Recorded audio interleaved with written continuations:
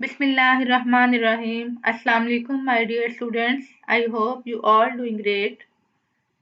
Class, the topic of our today lecture is about scaling, reliability, and validity.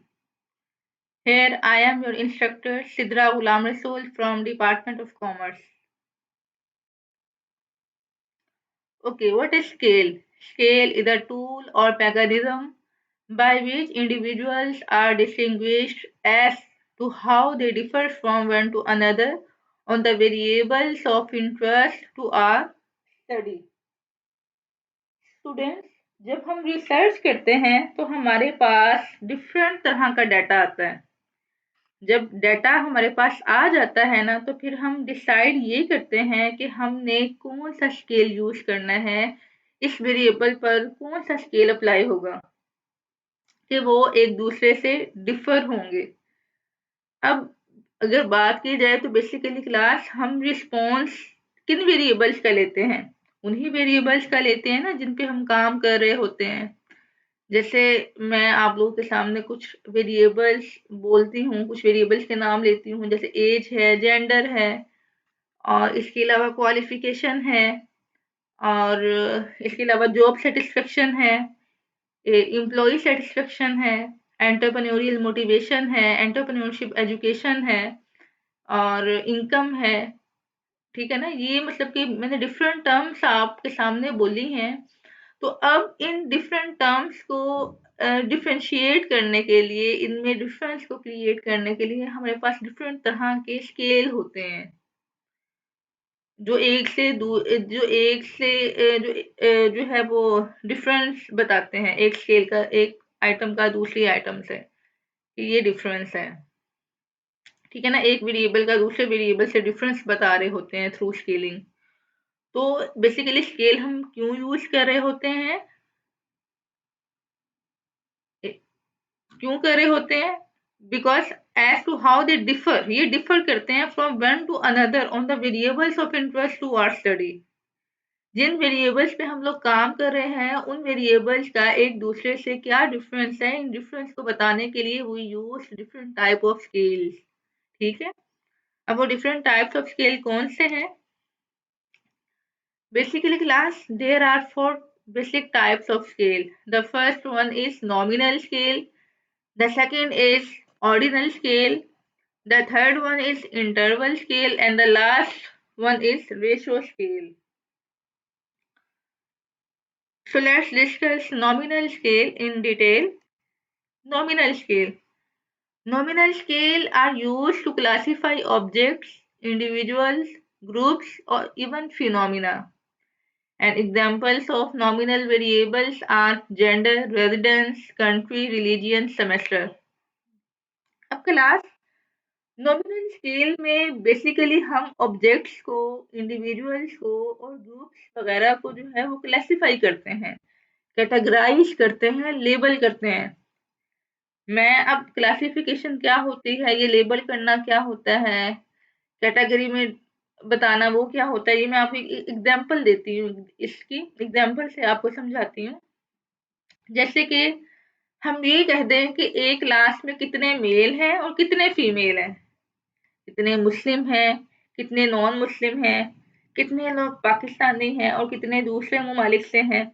मतलब कि इसमें हम simple चीज़ों को क्लासिफाई कर रहे हैं, सिंपल उनमें जो है वो बता रहे हैं, लेबल कर रहे हैं, क्लासिफिकेशन कर रहे हैं उसमें चीज़ों की। ठीक है,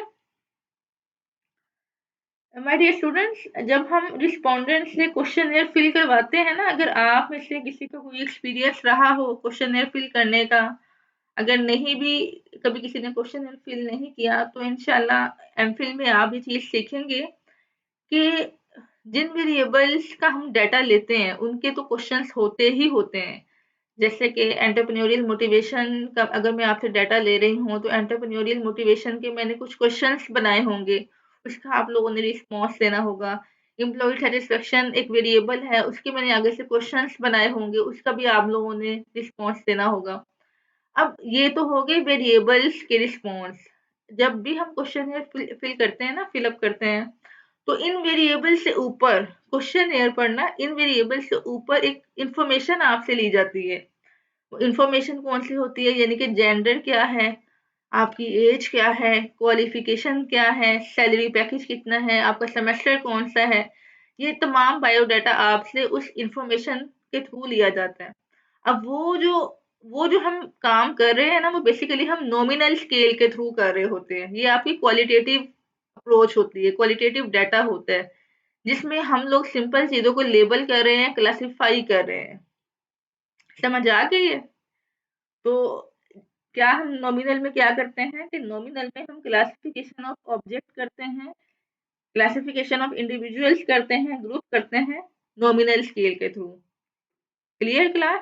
इसमें सिंपल आपने क्लासिफिकेशन करना है। आपने जेंडर आपसे पूछी गई है, अगर मेल को हम लोगों ने 0 कोडिंग दी हुई है और फीमेल को 1 कोडिंग दी हुई है, तो जब हम क्वेश्चन फीमेल से वो फिलअप करवाएंगे, तो जो फीमेल होंगी वो 1 को सेलेक्ट कर लेंगी और जो मेल होंगे वो 0 को सेलेक्ट कर लेंगे, यानी कि वो अपने आप को क्लासिफाई कर रहे हैं एज एन इंडिविजुअल। क्लियर? तो ये होता है नॉमिनल स्केल, जिसमें हम लोग क्लासिफिकेशन करते हैं, लेबल करते हैं, कैटेगराइज करते हैं चीजों को। आई होप आपको ये समझ आ गया होगा। अब नेक्स्ट चलते हैं, ordinal scale. These scale allow for labeling or categorize as in nominal scale, but they allow for ranking. The preferences are ranked from best to worst, first to last, and numbered 1, 2, and so on. अब class एक चीज मैं आपको nominal में बताना भूल गई हूँ। हम पहले वो डिस्कस कर लेते हैं, फिर हम ऑर्डिनल पे आते हैं। अब नॉमिनल स्केल में क्लास इसके 2 मेन एडवांटेजेस हैं। वो 2 मेन एडवांटेजेस कौन-कौन से हैं? एक तो आपका है म्यूचुअली एक्सक्लूसिव, दूसरा एडवांटेज कौन-सा है? Collectively exhaustive. पहला एडवांटेज म्यूचुअली एक्सक्लूसिव। अब म्यूचुअली एक्सक्लूसिव क्या होता है क्लास? इसका क्या मतलब है? क्लास सिंपल सा मतलब है इसका कि जब हमने आपसे पूछा कि आप किस सेमेस्टर में पढ़ते हैं, ऑप्शंस कितने थे आपके पास? 2, 3, 4, 5। अब सेकंड सेमेस्टर में है, थर्ड सेमेस्टर में है, फोर्थ में है या फिफ्थ में है। अब आपने एक ऑप्शन को सेलेक्ट करना है उसमें से। आपने ये नहीं कहना कि थोड़ा मैं थर्ड में पढ़ता हूँ या पढ़ती हूँ और थोड़ा मैं जो है वो फोर्थ में पढ़ती हूँ। इस तरह नहीं करना। आपने एक ऑप्शन को सेलेक्ट करना होता है। You have to select one option. ठीक है? ये होता है आपका म्यूचुअली एक्सक्लूसिव कि आपने उन तमाम में से एक ऑप्शन को निकाल लेना है, जिस पे आप फिट हैं। ठीक है? उसके बाद हम बात करते हैं कि कलेक्टिवली एग्जॉस्टिव क्या होता है। अब कलेक्टिवली म्यूचुअली एक्सक्लूसिव में क्या करते थे कि आपके पास ऑप्शंस हैं।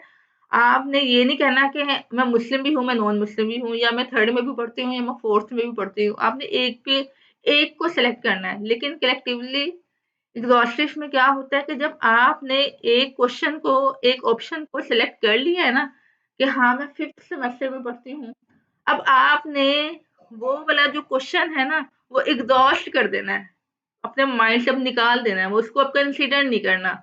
अब आपने कुछ भी सेलेक्ट करना होगा ना वो आप अगले क्वेश्चन में से करेंगी।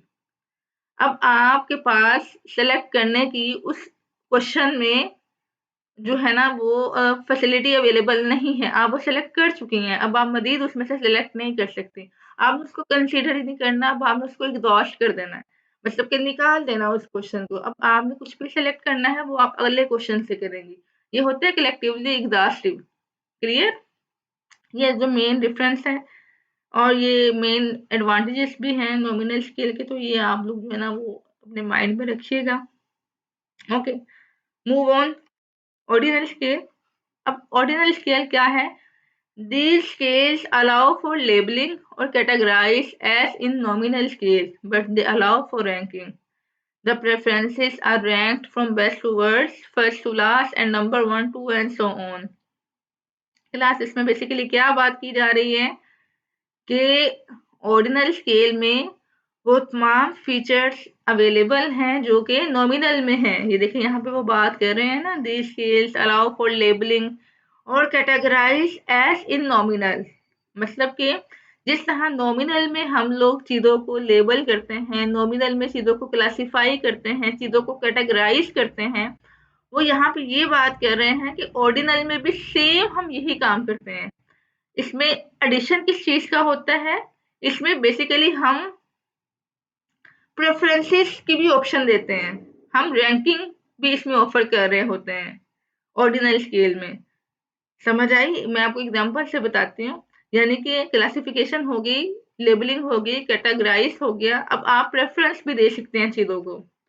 अब जैसे कि मैं आपको ये कह दूँ कि हमारे पास 4 टाइप ऑफ कोल्ड ड्रिंक्स हैं। क्या है? 4 टाइप्स ऑफ कोल्ड ड्रिंक्स हैं हमारे पास। कोका कोला है और मिरिंडा है, ड्यू है और 7 अप है। ठीक है? अब क्या हुआ कि मैंने टोटल नंबर रख दिए हैं जो है ना वो रख दिए हैं 60 नंबर रख दिए हैं मैंने, 60 पॉइंट्स रखे हैं। अब मैं आप लोगों को कहती हूँ कि ये 4 कोल्ड ड्रिंक्स हैं और टोटल 60 पॉइंट्स हैं। इन 60 पॉइंट्स को आपने प्रेफ़रेंसेस देनी है, यानी कि आपने रैंकिंग करनी है कोल्ड ड्रिंक्स की। जिनको ज़्यादा कोका कोला पसंद होगी वो डेफ़िनेटली ज़्यादा पॉइंट्स उसको देंगे। हो सकता है वो 60 में से जो है वो 30 सिर्फ़ कोका कोला को ही दे दें, है ना? और जिनको 7 अप कम पसंद होगी वो उसमें से उनको 10 दे देंगे। इसी तरह जिनको ड्यू भी कम पसंद होगी वो 10 उसको दे देंगे। यानी कि ज़्यादा प्रेफ़रेंसेस जिस पे आपकी जो होगी ना या जिस पे आप ज़्यादा रैंकिंग होगी उसको आप ज़्यादा पॉइंट्स दे देंगे। बेसिकली क्या कर रहे हैं इसमें हम अपनी प्रेफ़रेंसेस को शो कर रहे हैं। जिसमें पॉइंट्स आपको दे दिए जाते हैं और आपने बताना होता है कि हाँ, अपनी प्रेफ़रेंसेस के अकॉर्डिंग आपने उनको पॉइंट्स दे दिए हैं। समझ आ गई? अब क्लास इसकी मैं आपको एक एग्ज़ाम्पल देती हूँ, आगे स्लाइड में होगी। हाँ, ये देखिए क्लास यहाँ पे एक और चीज़ है, even though the differences in the ranking of object, person और events investigated are clearly, but we do not know their magnitude. Class इसमें बेसिकली ये कहा गया है कि आपने ऑर्डिनल स्केल में क्या किया, आपने ऑर्डिनल स्केल में नॉमिनल स्केल की तरह चीज़ों को क्लासिफाई कर लिया, फिर प्रेफ़रेंसेस भी दे दी कि हाँ, हमें बहुत ज़्यादा कोक पसंद है, इस वज़ह से हमने कोक को ज़्यादा जो है ना वो नंबर दे दिए हैं और जो है 7 अप को उससे थोड़े कम दिए हैं। टोटल पॉइंट्स आपको दिए गए थे, उन टोटल पॉइंट्स में से आपने जो है ना उसकी रैंकिंग की है, प्रेफ़रेंसेस दी है। अब बात क्या है कि वो जो आपने रैंकिंग की है, जो प्रेफ़रेंसेस दी है ना क्लास, वो आप उसको मैग्नीट्यूड नहीं कर सकते। ये देखिए यहाँ पे लिखा हुआ है कि आप क्लासिफ़ाई बहुत अच्छा कर लेते हैं, प्रेफ़रेंसेस भी कर लेते हैं, but we do not know their magnitude. उनमें जो डिफ़रेंस है, जो डिस्टेंस है, जो इंटरवल है, वो आप नहीं बता सकते। समझ आ रही है इस चीज़ की? देखें कि अब मैं ये बात कहती हूँ कि मुझे कोक बहुत ज़्यादा पसंद है और 7 अप मुझे बहुत ज़्यादा नापसंद है। अब बहुत ज़्यादा पसंद है और बहुत ज़्यादा नापसंद जो है वो उसको मैं जस्टिफ़ाई नहीं कर सकती।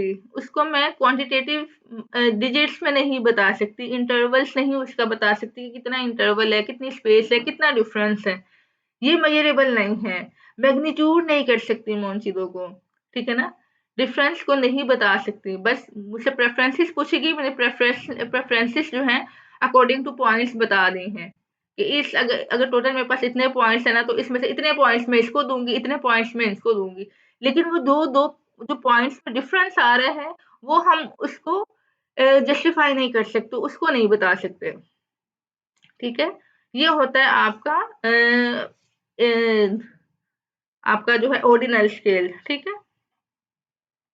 अब देखें यहाँ पे ऑर्डिनल स्केल के अंदर ही एक और टाइप है, इसकी सब टाइप फिक्स्ड और कांस्टेंट स्केल। अब जो एग्ज़ाम्पल मैं आपको समझाने की कोशिश कर रही थी वो यहाँ पे दी गई है, फिक्स्ड और कांस्टेंट स्केल में।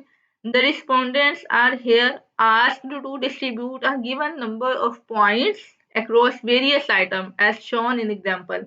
अब रिस्पोंडेंट जो है ना उनसे ये कहा जा रहा है कि पॉइंट्स टोटल पॉइंट्स 100 हैं।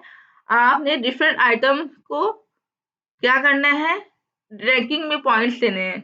अब जो है वो वेरिएबल क्या था, एक सोप था। सोप कंपनी वालों ने बनाया है, अब उसका फीडबैक लेना है। तो अब फीडबैक के लिए उन्होंने कौन-कौन से पैरामीटर्स लिए हैं।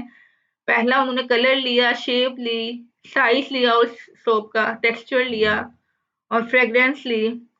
फिर उन्होंने जो है वो कस्टमर से कहा कि आप 100 में से इनको पॉइंट्स दें, ये सोप आप यूज़ करें, फिर आप इसका फीडबैक दें, पॉइंट्स दें 100 में से।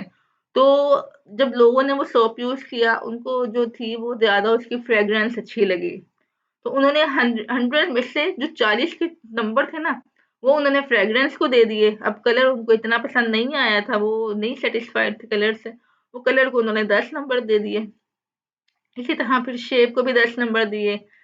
साइज़ उनको माइनर से अच्छा लगा तो साइज़ को उन्होंने 20 नंबर दे दिए। उन्होंने कहा टेक्सचर भी कुछ अच्छा है इसका, लेकिन कंपनी नीड टू इम्प्रूव, वो उन्होंने 20 नंबर दे दिए। तो ये मतलब कि प्रेफ़रेंसेस कंपनी ने जो कस्टमर्स थे उन्होंने अपनी शो कर दी कि हमें इस सोप में से जो सबसे ज़्यादा चीज़ पसंद आई है, जो हमारे दिल को भा गई है, वो क्या है? वो उस सोप की फ्रेग्रेंस है। तो अगर वो कस्टमर्स उसको बार-बार बाय करेंगे तो उसकी मेन रीज़न यही होगी, तो फिर कंपनी क्या करेगी, वो बाकी चीज़ों में भी इम्प्रूवमेंट लेके आएगी। लेकिन उसने फ्रेग्रेंस को 40 लिए, कलर को 10 लिए, फिर साइज़ को 20 लिए। इनमें जो डिफ़रेंस की वजह है ना, इन पैरामीटर्स में जो इंटरवल है, जो डिफ़रेंस है, वो हम जस्टिफ़ाई नहीं कर सकते कि ये क्यों है। बस पसंद है और नापसंद है। ये हम बता सकते हैं कि हाँ, ये चीज़ बहुत ज़्यादा पसंद है, ये चीज़ नहीं पसंद। क्यों बहुत ज़्यादा पसंद है, क्यों नहीं पसंद, ये हम उनको डिफ़रेंस को, स्पेस को हम लोग नहीं बता सकते। ठीक है? सिर्फ़ हम प्रेफ़रेंस को बता सकते हैं, मैग्नीट्यूड नहीं कर सकते कि हाँ, इतना डिफ़रेंस है इन दोनों के दरमियान, इतना डिफ़रेंस है इनके जो है ना वो इन 2 पैरामीटर्स के दरमियान, ये हम उसमें नहीं बता सकते। Okay, class clear? अब नेक्स्ट है interval scale. In nominal scale, we can make qualitatively distinguished groups by categorizing them into mutually exclusive and collectively exhaustive. And in ordinal scale, allow us to rank order the preferences. The interval scales indicate whether one's preference is the same extent or a greater extent than the second. अब पहली बात तो ये चीज़ आप याद रखिएगा कि interval scale is most commonly used in management sciences, social sciences and educational sector. और ये हमारा क्वांटिटेटिव जो है ना स्केल होता है, क्वांटिटेटिव डाटा होता है ये वाला हमारा जो इंटरवल स्केल होता है ना, इस पे हम क्वांटिटेटिव डाटा लेते हैं। जो पहले हम लोगों ने नॉमिनल और ऑर्डिनल पढ़े हैं ना, उसमें क्वालिटेटिव डाटा लिया जाता है, इसमें क्वांटिटेटिव होता है ये। अब इस स्केल की स्पेशलिटी क्या है? इसमें नॉमिनल और ऑर्डिनल की तरह पहले क्लासिफिकेशन भी की जाती है और फिर प्रेफरेंसेस भी दी जाती है और इसके बाद फिर जो काम ऑर्डिनल नहीं कर सका ना वो इंटरवल करेगा अब। यानी कि ऑर्डिनल में हम लोगों ने ये बात की थी कि वो मैग्नीट्यूड नहीं कर पाता, डिफरेंस को जो है ना वो नहीं देख सकता, इंटरवल नहीं बता सकता कि वो एक चीज़ बहुत ज़्यादा लाइक करता है और दूसरी डिसलाइक करता है, तो वो किस हद तक डिसलाइक करता है, किस हद तक लाइक करता है, ये हम नहीं बता सकते। ये मेज़रेबल नहीं है।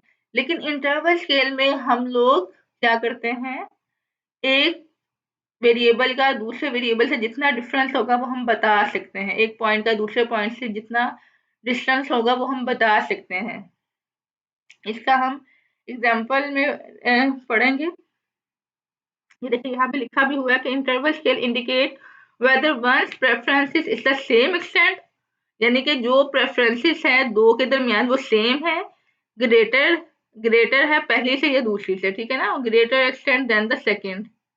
तो इसकी आए हम एग्जाम्पल देख लेते हैं। ये देखें, अब ये इसमें आपको एग्जाम्पल मैं देती हूँ कि मैंने एक और क्लास की चीज़ याद रखिएगा कि जो इंटरवल स्केल है ना, वो आपका हमेशा सब्जेक्टिव वेरिएबल पे होता है। अब सब्जेक्टिव वेरिएबल्स कौन-कौन से होते हैं?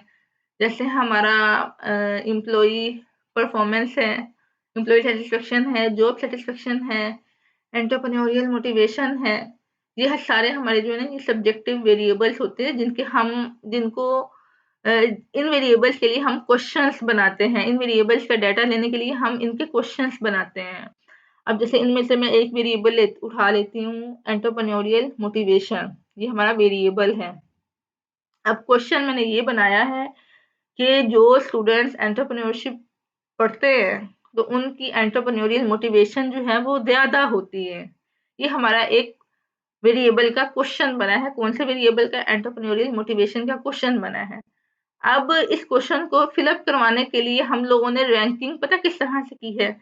ये देखिए, स्ट्रांगली डिसएग्री, जो लोग इस बात से स्ट्रांगली डिसएग्री करते हैं ना कि नहीं ऐसा तो कुछ भी नहीं है, अगर स्टूडेंट एंटरप्रेन्योरशिप एजुकेशन का सब्जेक्ट पढ़ते हैं तो कोई भी एंटरप्रेन्योरियल मोटिवेशन का सॉरी सिंपल एंटरप्रेन्योरशिप का सब्जेक्ट पढ़ते हैं तो उनकी मोटिवेशन में कोई भी असर नहीं पड़ेगा।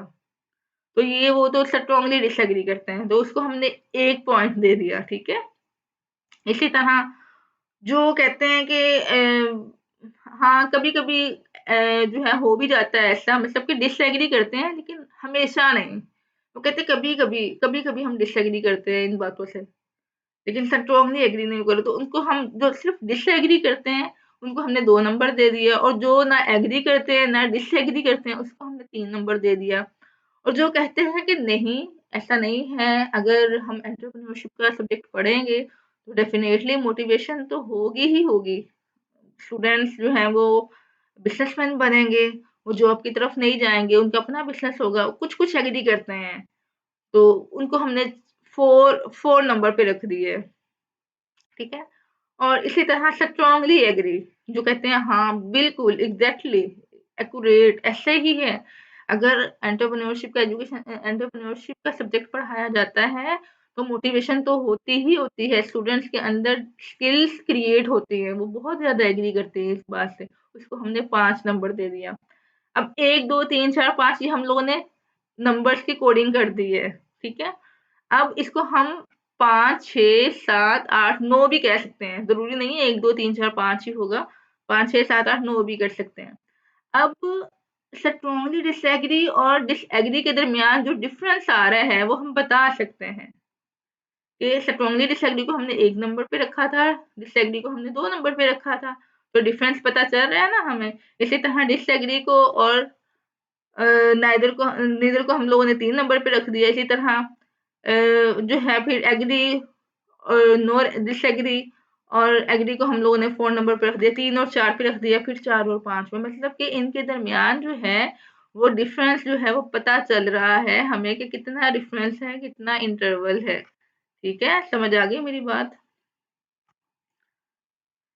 तो इसमें बेसिकली ऑर्डिनल स्केल में क्या था कि हम लोग मैग्नीट्यूड नहीं कर सकते, ठीक है? क्लासिफिकेशन कर लेते हैं, प्रेफ़रेंसेस ले लेते हैं, लेकिन मैग्नीट्यूड नहीं कर सकते। लेकिन इंटरवल स्केल में हम लोग मैग्नीट्यूड कर सकते हैं चीज़ों को। हम लोग डिफरेंस को, इंटरवल को, डिस्टेंस को बता सकते हैं। क्लियर?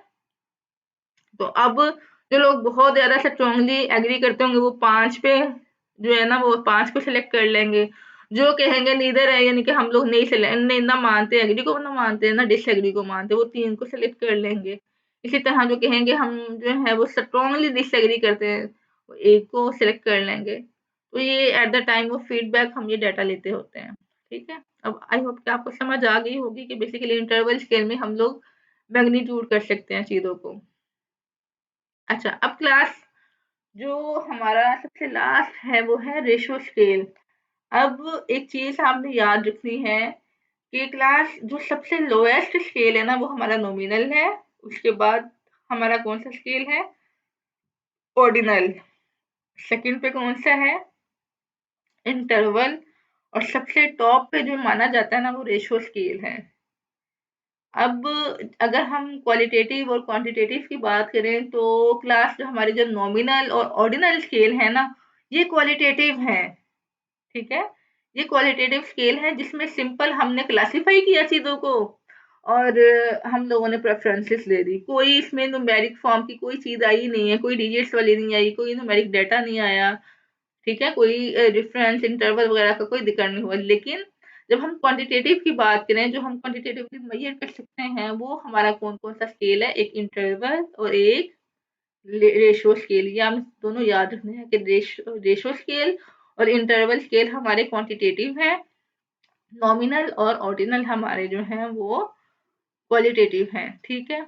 अब यहाँ पे वो बात कर रहे हैं कि the ratio scale is the fourth level of measurement scale which is quantitative. It is a type of variable measurement scale.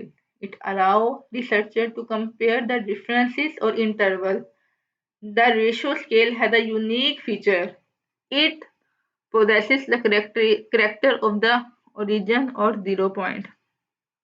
Class, अब जो रेशियो स्केल में जो पिछले हम लोगों ने स्केल पढ़े हैं ना, नॉमिनल, ऑर्डिनल और इंटरवल, उन तमाम के फीचर्स जो है ना वो इसमें आएंगे रेशियो स्केल में। प्लस इसमें किस चीज का एडिशन होता है वो मैं आपको बताती हूँ। अब रेशियो स्केल में उन्होंने क्या कहा कि ये डिफरेंसेस भी कर लेता है, इंटरवल भी बता देता है। उन्होंने कहा इसका एक यूनिक फीचर क्या है कि it possesses the character of the origin और 0 point, कि ये जो है ना ये आर्बिट्रेरी या हाइपोथेटिकल वैल्यूज को नहीं बताता, यानी कि फर्जी वैल्यूज को नहीं बताता, ये एक्चुअल वैल्यू को बताता है। अब आर्बिट्रेरी या हाइपोथेटिकल क्या होती हैं, अब इसका मैं आपको बताती हूँ। ये मैंने आपको पिछली स्लाइड में बताया था कि ये जो हम लोगों ने strongly disagree, disagree, agree, strongly agree को जो पॉइंट्स दिए हैं 1 2 3 4 5, ये हम चेंज भी कर सकते हैं, इसको 5 6 7 8 9 भी कर सकते हैं। मैंने आपको यही बात बताई थी ना। ये हाइपोथेटिकल है, आर्बिट्रेरी है, यानी कि हम जैसे हम चाहते हैं हम वैसे चेंज कर सकते हैं, नंबरिंग चेंज कर सकते हैं हम लोग। लेकिन रेशियो स्केल में क्या होता है, रेशियो स्केल में अगर जो एक्चुअल वैल्यू है, जो एक्चुअल में डाटा है वो ही हम लोगों ने लेना होता है, जो एक्चुअल वैल्यू होती है वही हम लोगों ने लेनी होती है, ओरिजिनल वैल्यू लेनी होती है, ठीक है। अब जैसे कि मेरी एज अगर मैं बात करूं तो 28 ईयर्स है, तो मैं यही कहूंगी कि 28 है, मैं नहीं कहूंगी कि 29 है, इसको मैं चेंज नहीं कर सकती। मेरी सैलरी जो है वो 50,000 से 1 लाख के दरमियान है, तो मैं यही कहूंगी कि 50,000 से 1 लाख के दरमियान ही, 1 लाख से ऊपर मैं नहीं बताऊंगी, ये मैं चेंज नहीं कर सकती। मेरी हाइट जो है वो 5'2" है, तो 5'2" ही रहेगी, ये मैं चेंज नहीं कर सकती, ठीक है ना। ये रेशियो स्केल जो होता है ना, इसमें आप ओरिजिनल वैल्यू, एब्सोल्यूट वैल्यू लेते हैं। फर्जी वैल्यू जिसे हम हाइपोथेटिकल बोलते हैं, आर्बिट्रेरी बोलते हैं, इसमें हम फर्जी वैल्यू नहीं लेते जो हम नॉमिनल में लेते हैं। ये इसकी खास स्पेशलिटी है रेशियो स्केल की। इसमें आप एक्चुअल वैल्यू लेते हैं, एक्चुअल जो है ना वो लेते हैं जो पॉइंट्स है वो ले रहे होते हैं, जो ओरिजिनल में आप जो है ना जिस चीज से गुजर रहे होते हैं ना वो आपने लेना होता है, इसमें एब्सोल्यूट वैल्यू लेनी होती है। अब इसकी एग्जांपल क्या है, example of a ratio scale is what is your weight in KGs, यानी कि आप अपना वेट बताना है केजीज में। लेस देन 55, 55 टू 75 केजी है, 76 टू 85 केजी है, 86 टू 95 केजीज है, या मोर देन 95 केजीज है।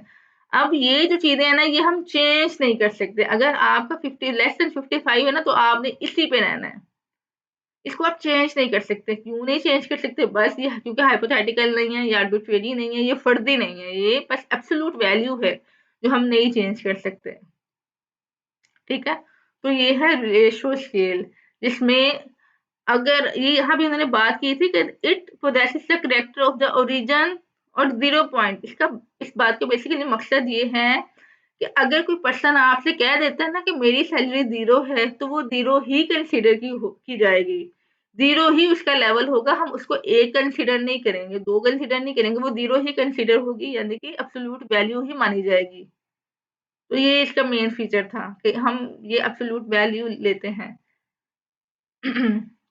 ठीक है क्लास, आई होप कि आपको आज के टॉपिक की समझ आ चुकी होगी। अब क्लास हम लोगों ने जो है ना ये अभी सिर्फ मेन जो स्केल्स है ना वो डिस्कस किए हैं। आगे इनकी फर्दर टाइप्स हैं वो हम इंशाल्लाह नेक्स्ट लेक्चर में डिस्कस करेंगे। आप इसको रिवाइज करके आइएगा। कि कोई भी चीज़ अगर आपको ना समझ आई हो तो आप मुझसे पूछ सकते हैं। और ठीक है फिर क्लास, अपना बहुत सारा ख्याल रखिएगा, दुआओं में याद रखिएगा। टेक केयर, अल्लाह हाफिज़।